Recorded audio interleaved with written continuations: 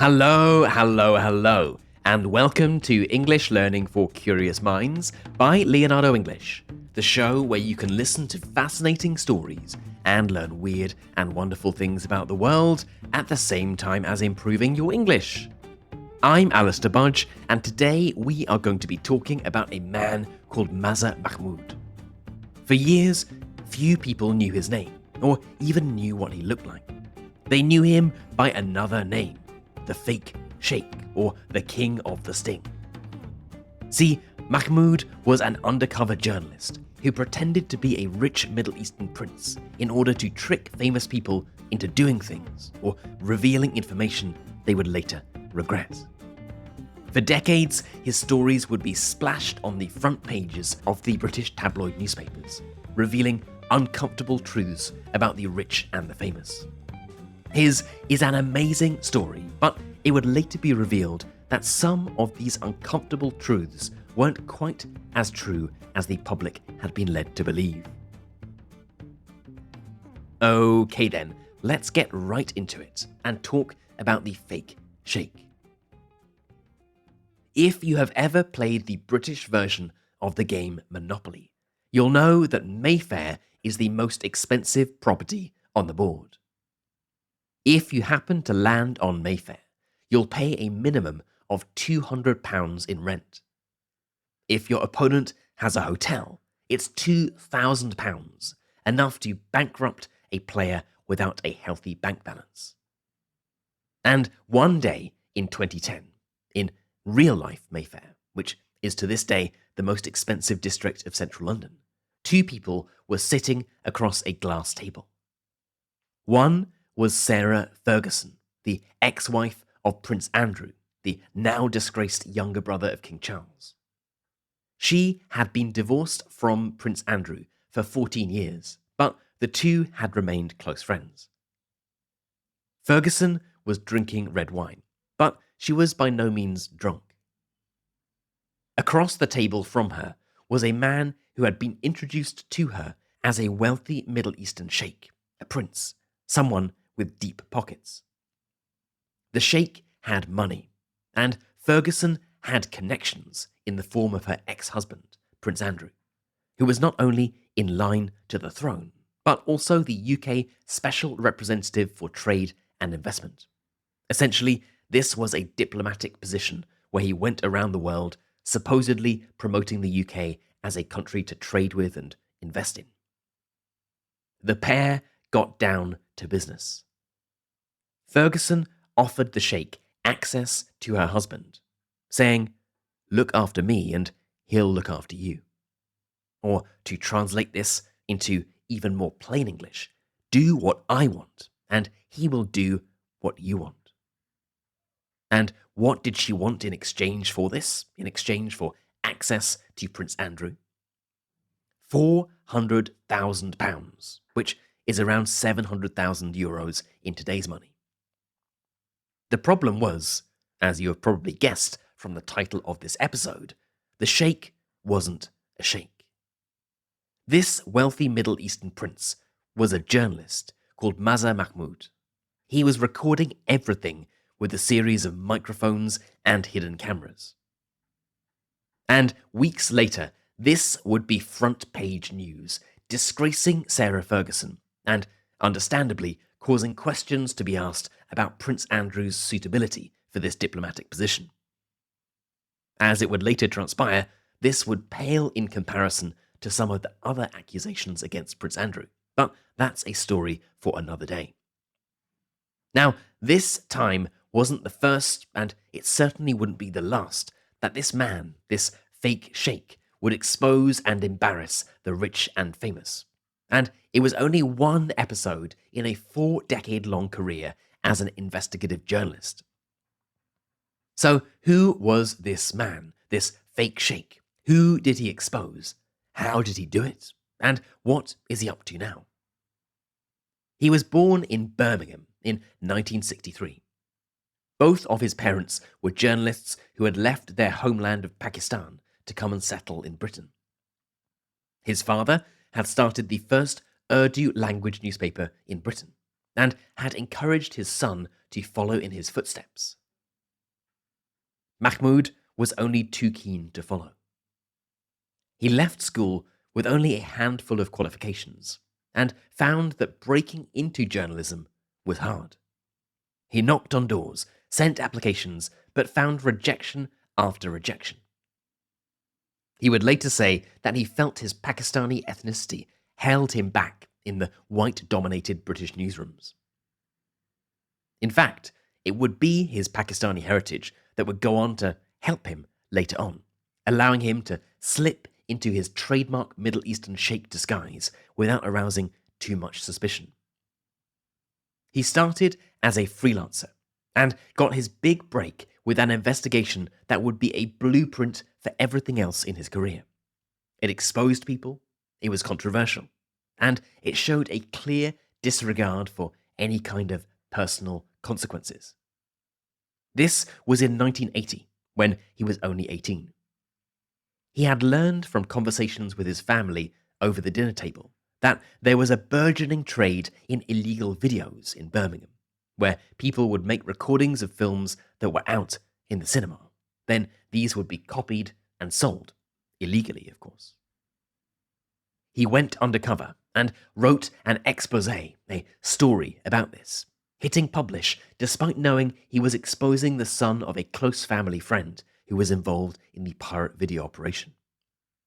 It would be the start of a career that would last 4 decades and go on to expose people far better known than pirate video sellers in Birmingham. He worked for a variety of different British newspapers, from the Sunday Times to the Sunday People, but he would be most famously associated with a newspaper called the News of the World. If you remember our episodes on British tabloids from a few weeks back, yes, this is the same disgraced newspaper that was revealed to have hacked people's voicemails and was forced to shut down in 2011. He joined the News of the World full-time in 1991 and focused exclusively on investigative journalism. And his journalism, his stories, went something like this. He would have a hypothesis or a tip that someone was up to something that they shouldn't be. He would do everything he could to get close to that person and validate that hypothesis. He would record the entire conversation, without that person's knowledge, of course, and then it would be splashed on the front page of the News of the World. And vital for this was his disguise, his costume. Normally, he would wear flowing white robes, leading the subjects of his investigation to believe that he was a wealthy Middle Eastern sheikh. He used these robes, it would later transpire, somewhat by accident. There wasn't some grand plan. He bought them for £10, the equivalent of €20 or so, behind an Islamic bookstore in Birmingham, just hours before his first undercover operation. But they worked. He was clearly very convincing. People believed that he was who he said he was. He looked like a sheikh, he talked like a sheikh, and he seemed to spend money like a sheikh. Now, you might think that he was helped by the fact that lots of the subjects of his investigations didn't really know what a sheikh would look like or how one would talk, and wouldn't be fooled. But this wasn't always the case. Somewhat surprisingly, one of his most famous undercover stings, his investigations, was on Pakistani cricket players. This was in 2010, a few months after he had exposed Sarah Ferguson in that Mayfair apartment. Mahmood had received information that some of the Pakistani cricket team were accepting money to fix matches, to change the outcome of a cricket match. For this expose, he didn't actually pose as a sheikh, perhaps thinking it would be too obvious. Instead, he chose the disguise of a wealthy Indian businessman who was interested in bringing Pakistani cricketers to play in an Indian tournament. He managed to arrange a meeting with the player's agent, in disguise, of course. In this meeting, the agent agreed to accept a bribe on behalf of his players, which required them to bowl bad balls, essentially to make mistakes, at specified points during a cricket match at London's most prestigious cricket ground, Lord's. The entire conversation was caught on film, and on Sunday, the 29th of August, 2010, the News of the World front cover had a picture of the cricketing agent with £150,000 in cash sitting in front of him on a coffee table.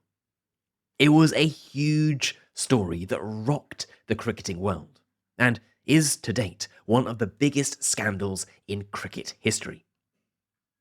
In this case, Mahmood exposed corruption. He shone a light on dodgy dealings.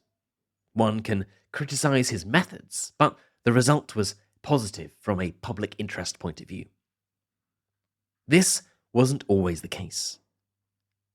Earlier on in his career, back in 2002, Mahmood had exposed a huge story. Again, plastered over the front page of the News of the World was the headline, "Posh Kidnap," and the subheader, "We Stop Crime of the Century."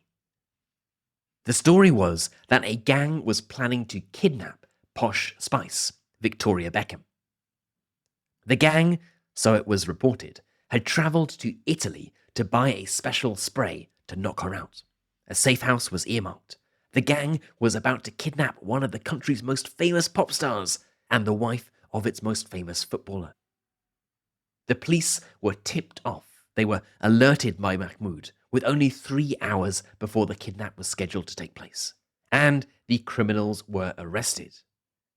Victoria Beckham had been saved with a matter of hours to spare.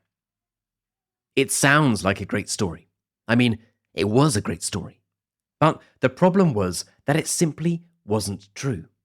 There was no plot, and the people arrested by the police would be released shortly after, when it became clear that they were innocent.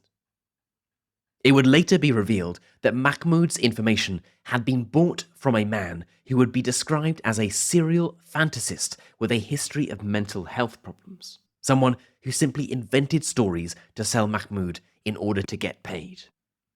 He had tried to sell Mahmood various different stories, which had been rejected. And it was only after he came to Mahmood with a story about Beckham that Mahmood accepted, without doing much in terms of due diligence or investigation about whether it was actually true. And this was one of the main criticisms of Mahmood, that he was quick to accept stories that fitted a narrative or angle he was looking for, but that he chose to ignore information that might get in the way of a good story. He was also criticized for double standards, of expecting people to accept something but not being prepared to accept it himself. This is most obvious when seeing his obsession with keeping his own identity secret, while his entire career was based on exposing the inner secrets of others. There are very few photos of Mahmood that exist, and even within the News of the World's offices, very few people knew who he was or what he looked like. Of course, keeping his identity secret was an important part of his job. If everyone knew what he looked like or how he talked, then his ability to pretend to be someone else would be seriously jeopardized. But there is still a clear contradiction between his need for the utmost privacy and the stories he built his career on. And the other main criticism was about the tactics he used. As you've heard, his entire methodology involved tricking people into believing that he was someone he wasn't. He lied and tricked. He would try to get people drunk so that they would reveal truths they wouldn't reveal when sober. He would pay people large amounts of money to get information that would be used to bring them down, and in some cases, ruin their careers and result in jail sentences. And nowhere were his methods and their consequences better illustrated than the last example I want to talk about today. This was also the Fake Sheikh's last story, or at least his last major investigation, and it would go on to cost him his job and career. This story wasn't for the News of the World. That particular tabloid had been forced to shut down in 2011. But Mahmood had moved on to another tabloid newspaper. The Sun, which published similar stories. And by this point, in 2013, Mahmood was in his 4th decade of being the fake sheikh. He had been investigating and exposing people since 1980. He had well-honed techniques and methods, and they weren't going to change. His target this time was a lady called Tulisa Contostavlos, a 25-year-old who had made her name with a hip-hop band called N-Dubs, but had gone on to be a judge on the talent show X Factor. Tulisa was on top of the world. She was on one of the country's most popular TV shows. Life was going well for her. Then, on Sunday, June the 2nd, 2013, slapped across the headline of The Sun on Sunday, the words read, "Tulisa's cocaine deal shame." The article revealed that Tulisa had arranged to sell £800, about €1,000, worth of cocaine to Mahmood. This was a serious allegation, that this celebrity TV judge was a drug dealer. It also didn't seem to make much sense. She was a celebrity. She was making huge amounts of money. Why would she be selling a comparatively small amount of drugs? She was arrested shortly after. Her houses were searched, and she was charged by the police. Clearly, being a cocaine dealer is a serious crime, but was there any truth to it? Well, as often with Mazher Mahmood, there was some truth to it, but plenty of elaboration and cherry-picking of information.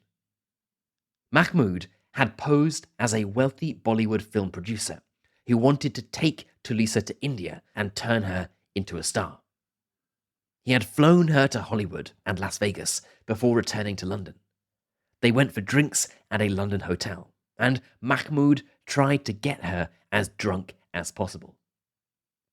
Mahmood, of course posing still as this Bollywood producer, asks if Tulisa is able to arrange for someone to sell him cocaine. She was very drunk at this point, but said she would try to arrange it. That evening, Mahmood's longtime driver, a man called Alan Smith, drove Tulisa back to her house on the outskirts of London. 2 weeks later, a friend of Tulisa's delivers the drugs to Mahmood at an upmarket London hotel in exchange for £800, around €1,000. And the following Sunday, the story was published, and Tulisa's reputation as a family-friendly TV judge was in tatters. It was ruined. Now, what was problematic about this, and why was it the start of the end for the fake sheikh? Well, as part of the police investigation into the matter, the police talked to Mahmood and his driver, Alan Smith. Smith told the police that during the car journey back, there had been a heated argument about drugs. Tulisa told Smith she never used them and disapproved of people using drugs because she had a family member with a drug problem. Smith told the police about this, but then later retracted this part from his statement, saying that it never happened. It later transpired that Mahmood had told him to remove it, as Tulisa disapproving of people using drugs would get in the way of Mahmood's story that this young lady was a drug dealer. And this was a problem. Not just a problem, it was a crime.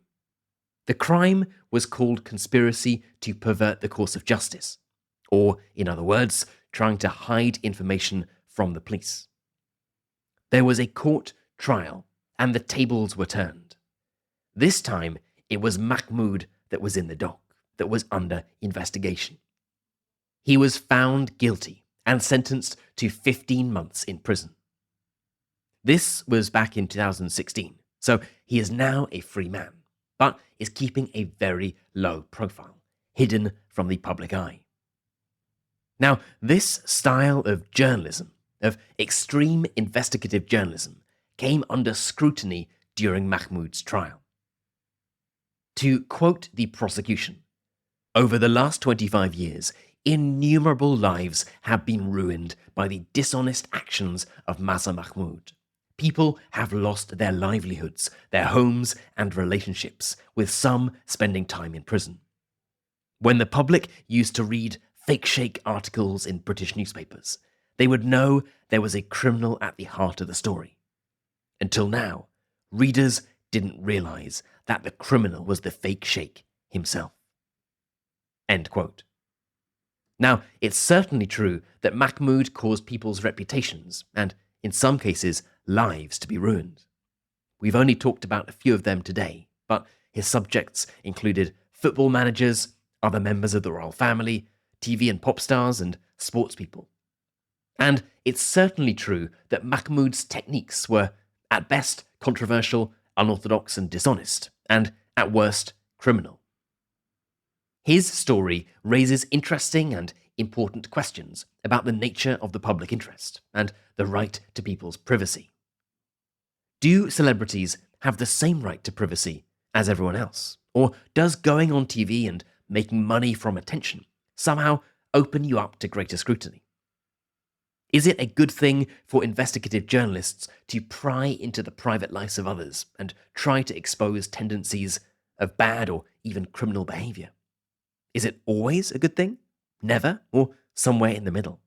Where should the line be drawn? Whatever your opinion on the rights and wrongs of the methods of Mazher Mahmood, his legacy is undeniable, and he most certainly deserves his nickname as the King of the Sting. Okay then, that is it for today's episode on the rise and fall of the Fake Sheikh.